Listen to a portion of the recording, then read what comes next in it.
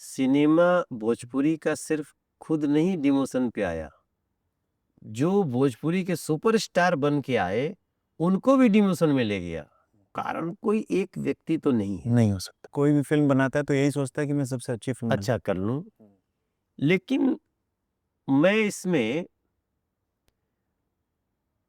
Situation कि मान लो producer साहब कहता ना कि बस हमारे इतने में बनाना है, ये सबसे बड़ी दिक्कत है। तो ये जो दिक्कत थी उससे डायरेक्टर ने समझौता किया। हाँ, थोड़ा गुणी आदमी था, 2 पैसा मांग दिया तो उसको हटाओ।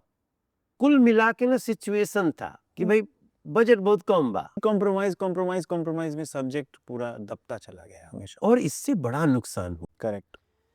वो सिचुएशन जो था उसमें सब थोड़ा एक्टर्स की भी गलती थी। बिल्कुल हम कॉम्प्रोमाइज। लोग भी अगर कहते कि नहीं भाई देखो अच्छे से अब पैसा आया, अब भाई चल जवान शूट करे के बाद कर हमें पैसा, ये गलती हमसे भी हुई।